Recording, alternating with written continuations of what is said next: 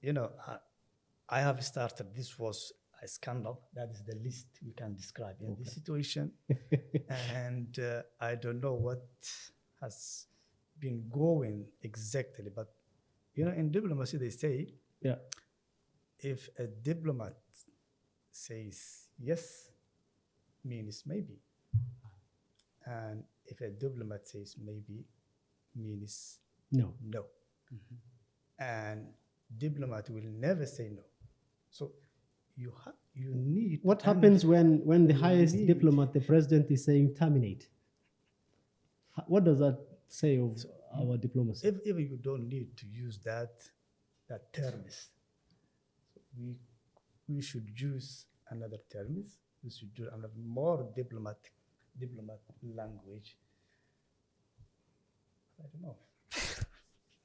So do you think that will have another implications over the next president or maybe next government, that UN will see us as an unexpected country or unexpected leadership? You know, Unpredictable. Actually, a similar thing happened when we used the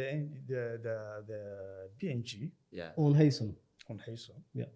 That Nicholas Haysom. Yeah, that implicated the whole situation of Somalia, because the other world was expecting that how are you going to use the power? So this is it is misusing of the power. So yesterday it was PNG, today it's terminate. Yes. What do you expect tomorrow? This is also another big question. The unexpected will happen also, again. Because And that's why we need this country. yeah. Not only the current president. Yeah. We need to have a written foreign policy.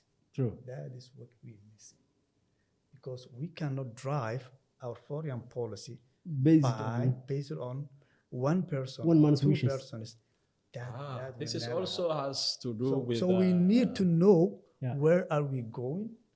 We need to who is our friends, Yes. who is our enemies. Yeah. How are we going to categorize the enmity and the friendship? So this is very complex. And this was the problem of the Somali politics and Somali diplomacy from the 60s up to now. Yeah. Still, nowadays, after 64 years of independence, we don't have strategic relationship with any other entity in the world, either UN or the unilateral or bilateral. We don't have strategic friends. We don't have allies. We don't have, all our politics ruled by the transactional decisions or transactional policies. And one man show. Yes, and one man show. That's a problem. No, but the current foreign affairs minister was a diplomat. He was a former ambassador, right? So he should know better, one. Two, the president is a second-term president. He should know better as well. So what's missing? Are they not seeking the proper advice, or they don't want advice?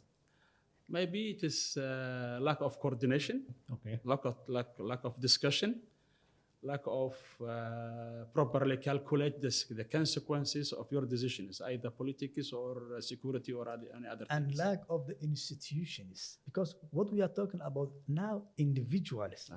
So whatever you are, Yeah. if you are an individual, Yes. you cannot feel full in this job. So you need to have an institution that who has the capacity Yes.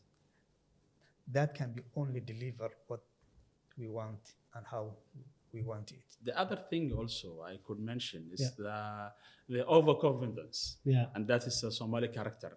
If it is, Is it if you are a overconfidence or politician, arrogant? say what you like, is it but it is The overconfidence. Geljira syndrome. Okay. That is gene syndrome. Yeah, it is overconfidence. If you are a minister, you are confident that you are taking the right decision in right time. If you are president like that, if you are parliament like that, so the overconfidence, negativity is haunting Somali politicians and Somali And decision-making process also. Mm. Which kind of process we have now? Because in other countries we have other institutions who can do the process, who can prepare, feed the politicians and prepare everything. So the president and the foreign, they have to be actors. And We now, need behind the scenes some people who are behind. finally, in the light of all this, what is the role of the cabinet and office of the prime minister in all this? Do they even know they have a role in this? Do they know that the public is waiting for more explanation, better explanation? If you do remember, after these first two letters, Yeah. the Minister of Foreign Affairs, Ahmed Ma'alem Fiqi, went to the state TV to sort of explain the decision Good. and explain he did not do. What he mentioned was he would want the UN to stay in Somalia similar to how they stay in Kenya or Uganda or any other country. The truth is, Somalia is not Kenya or Uganda. It's not. There's a reason why there is an assistance mission in Somalia. There's a reason why the Security Council, the 15 members, sits every year to renew the mandate. And now, in the second letter, there is talk of UN country team. Did they even explain that outfit, what the UN country team would be like? Does the office of the prime minister, the cabinet, do we owe them explanation and way forward? That's my question. Do they know we owe them that? I think the speech by our foreign minister, Ahmed Fiqi, was just trying to absorb the heat, the political heat that rising from these letters or something like that. So he wants just to absorb that thing. And he said, we are like Somalia, like Kenya, we wanted this and we wanted this. It's just a rhetoric, but he was absorbing the heat. He demanded what he called the country team. But the country team itself, I think, regardless of the definition, it is somewhat like the same entity of UNSOM. So it will be a name change, but the same mandate or similar mandate with similar job and with similar timeline of delivery. And I think it doesn't have anything with the sovereignty and with the things they talk about in the government. And according to what you have the question you raised, that is the cabinet ministers aware of these things or have they discussed very well? I think we know all how the Council of Ministers formed originally, and we know how they function. And if we calculate this, that means we don't have actual functioning Council of Ministers in our government. Maybe that's disastrous.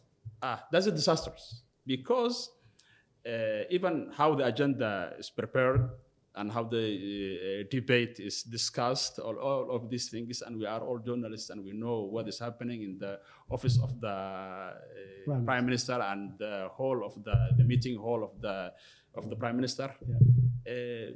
Many things are in odd with the situation. So I think there is no coherent and fully packed decisions and awareness and strategic thinking in the Council of Ministers. Just there is a quick decisions. Even if you look how length of meeting in the weekly meeting of the Council of Ministers, it's just a few minutes. Reading the minutes and something like that and raising hands and we decided this and this and this and that's all. Thank you. Guri, last thoughts? No, one word. I doubt that the Prime Minister was aware what happened. That I doubt. There we have it. You can correct me if I'm wrong. Yeah. Well, I think that's a good way to stop. To finish this session. And I think the Prime Minister could... But that was not diplomatic. He's not a are not diplomat. He's a journalist and a politician. Now you're a journalist. But